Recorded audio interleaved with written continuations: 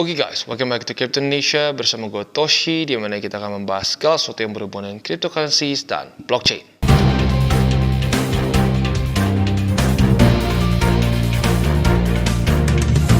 Oke, jadi pada hari ini guys, kita akan membahas mengenai on-chain analysis. Apa saja yang terjadi setelah Bitcoin berhasil reclaim di area 20 ribuan. Ya. Nah, kita akan coba bahas apa saja yang dilakukan oleh para retailers, bandar, dan para miners. Ya. Tanpa lama-lama lagi, langsung kita masuk ke videonya. Oke, jadi pada hari ini guys, kita akan lanjut update mengenai on-chain analysis. Ya, tentunya kita tahu dalam beberapa hari terakhir Bitcoin cukup bullish, ya. Dan itu terutama terjadi setelah Bitcoin berhasil breakout dari area 21 ribuan. Ya, dia terpantul di 21.500 dan sekarang mulai naik, ya, dan sempat retest dari 24.000, ya. Nah, tapi pada hari ini guys, sebelum kita masuk ke dalam on-chain analysis, kita akan bahas dulu mengenai sponsor kita pada hari ini, yaitu adalah KuCoin. Di mana kita tahu KuCoin ini adalah salah satu exchanger terbesar di dunia. Kita lihat di coin market cap, dia ada di ranking 6 dunia dengan volume 24 jam terakhir sebesar 951.000 US dollars. Dengan weekly visit mencapai 2,8 juta orang, ya, which is really big, ya. Dan kalau kita lihat di sini, yang gue suka dari KuCoin adalah mereka ini mengakomodasi juga trader-trader yang mungkin masih baru dan mungkin masih nggak ngerti gimana cara melihat chart dan lain-lain, tapi tertarik untuk punya exposure terhadap dunia cryptocurrency. Nah, di sini ada 70 payment methods yang bisa kalian pakai, ya, bisa menggunakan debit card, credit card, dan hal-hal lain, ya. Nah, di sini cara kerjanya buat kalian yang pengen pure DCA bisa dilakukan dengan gampang. Ya, jadi di sini kita bisa tinggal pasang limit mau berapa dolar yang kita spend dan kita mau beli berapa. Ya, di sini tentunya bisa USDT, bisa BTC dan lain-lain. Nah, buat lu yang masih benar-benar cuma ingin mindset nabung saja, gue sarankan lebih baik di BTC. Ya, tapi di waktu bersamaan dia juga tidak jadi bikin ini super super buat newbie. Di sini juga ada spot trading dan margin trading dan lain-lain yang bisa kita lakukan juga seperti biasa di exchange lain. Ya. Dan selain dari itu juga kita tahu di sini ada trading bots, ya, dan trading bots di sini bisa kita langsung pakai dan kita bisa lihat ternyata trading bot yang dibikin oleh KuCoin ini sudah di-created sebanyak 8,5 juta kali, ya, worldwide. Jadi luar biasa, ya. Dan di sini ada banyak sekali yang bisa kita pakai.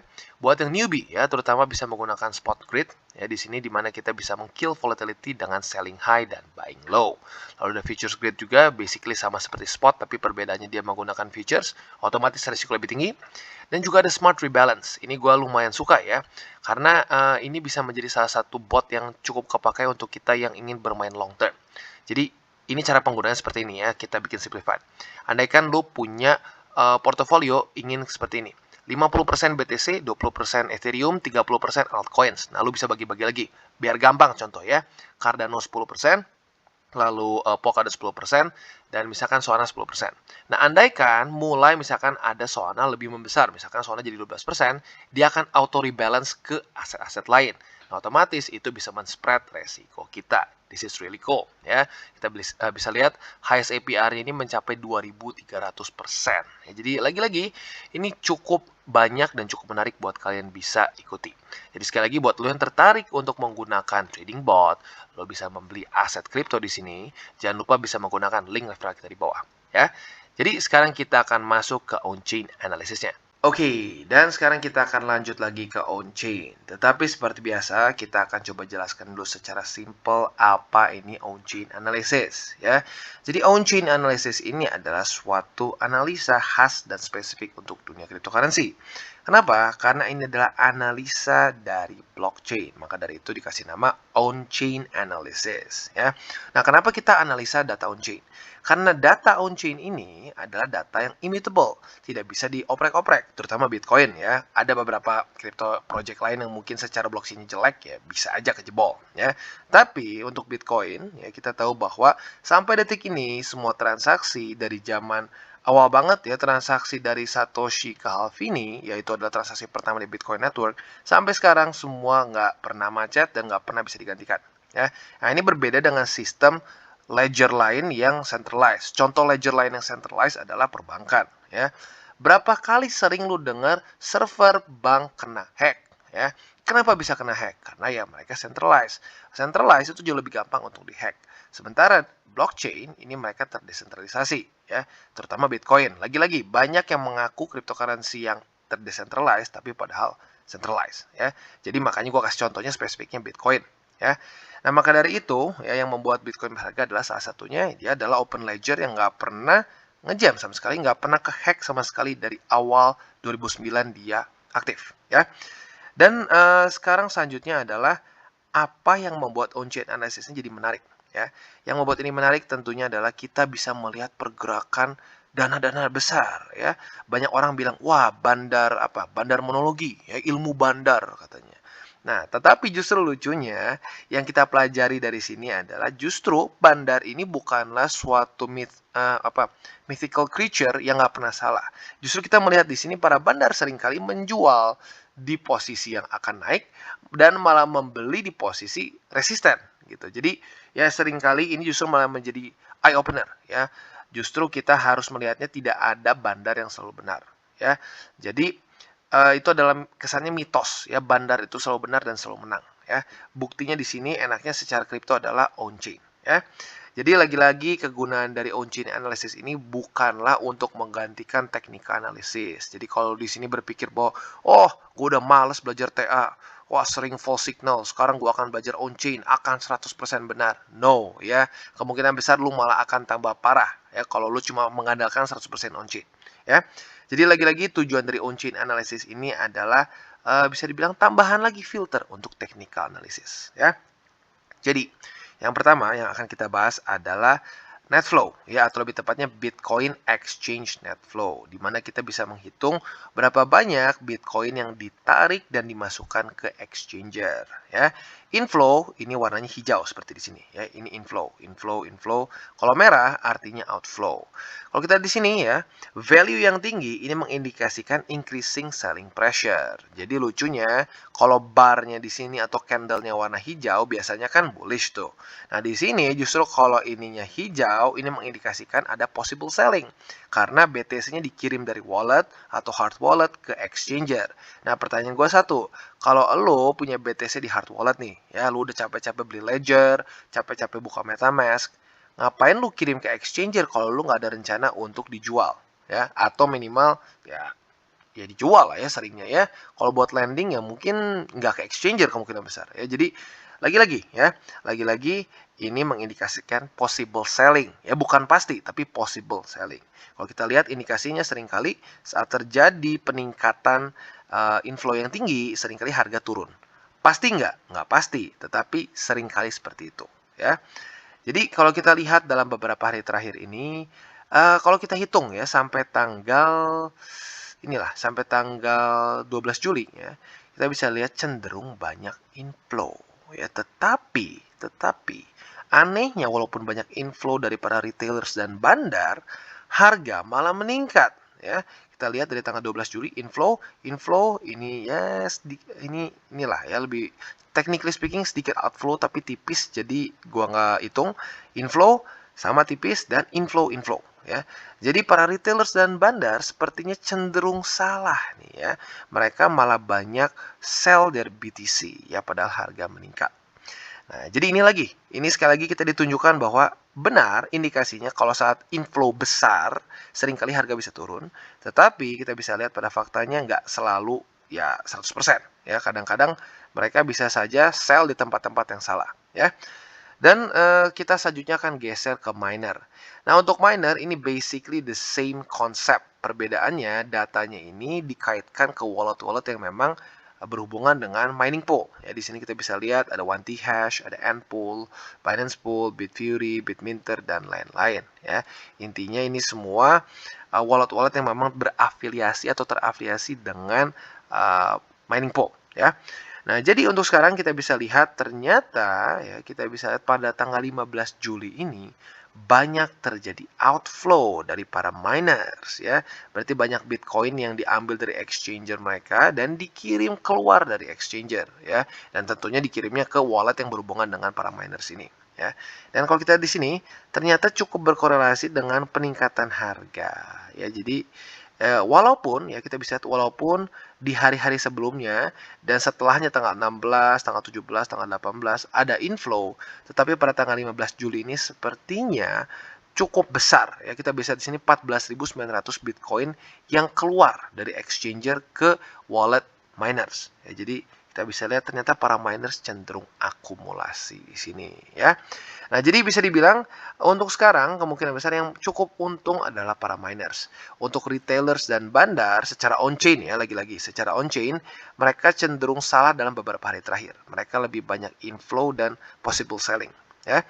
Jadi kurang lebih seperti itu datanya ya, bisa dibilang para retailers dan bandar sedikit terkecoh pada beberapa hari kebelakang ini dan para miners justru malah kurang lebih walaupun nggak di bottomnya banget tapi di sekitar berapa nih, sekitar dari 20 ribuan, tapi mereka berhasil akumulasi di daerah yang cukup tepat ya. Jadi kurang lebih seperti itu.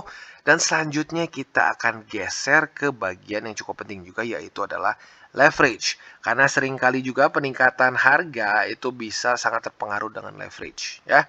Oke, dan selanjutnya kita akan masuk ke Bitcoin Estimated Leverage Ratio dengan data All Exchange. Nah, apa lagi nih Bang? Ya, jadi Estimated Leverage Ratio ini adalah suatu rasio antara open interest dibagi dengan coin reserve, di mana ini bisa menunjukkan berapa besar leverage yang dipakai on average oleh para user. Ya, buat lo yang pada main futures, ya data lo masuk ke sini. Karena kemungkinan besar ya lo pakai exchange di sini kan, seperti Binance, Bitfinex, BitMEX, Bybit, FTX dan seterusnya ya. Nah, data ini semua dikumpulkan saat ada peningkatan leverage, maka harga akan meningkat ya. Di sini kita bisa lihat increasing value mengindikasikan para investor mengambil resiko yang lebih besar dengan leverage derivative trade. Nah, seperti biasa, seandainya kan sudah masuk ke dalam posisi over leverage, akan bisa terjadi dua hal ya. Yang pertama adalah short squeeze, dan yang kedua adalah long squeeze. Apalagi kalau naiknya drastis ya. Kita ambil contoh di daerah sini ya. Kita bisa lihat ini adalah contoh untuk short squeeze. Nah, contoh short squeeze adalah biasanya terjadi penyilangan ya, penyilangan antara harga dengan estimated leverage ratio ya. Jadi saat estimated leverage ratio-nya turun dan harga naik, ini adalah ciri-ciri khas dari short squeeze. Maksudnya gimana, Bang? Jadi gini ya, leverage meningkat nih. Leverage meningkat, tetapi harga mulai naik nih. Sekarang pertanyaan gue, posisi short itu sebenarnya apa pengaruhnya ke harga? Pengaruhnya adalah itu menjadi beban untuk harga meningkat ya, atau disebut juga sebagai selling pressure ya. Nah, pertanyaannya, setiap lu buka posisi short ada harga likuidasi nggak? Nah, pasti ada harga likuidasi, di mana margin lu udah nggak bisa menutupi posisi lu. Nah, apa yang terjadi saat lu kena liquid atau kena margin call? Saat lu terkena margin call, yang terjadi adalah posisi lu ditutup. Ya, ditutup supaya mereka tidak rugi si exchangernya. Nah, artinya apa? Selling pressure berkurang. Saat selling pressure berkurang, harga apa? Meningkat. Nah, permasalahannya karena leverage-nya ini tinggi, ya, satu orang terlikuidasi. Ini naik, selanjutnya apa yang terjadi? Harga likuidasi si B kena lagi, dan terus sehingga harga meningkat dan leverage menurun. Ini adalah contoh klasik dari short squeeze. Kalau long squeeze gimana Bang contohnya? Ya, contohnya di sini ya. Contohnya adalah kalau short squeeze itu dua-duanya sama-sama turun. Estimated leverage ratio-nya turun, harga juga turun bersamaan ya.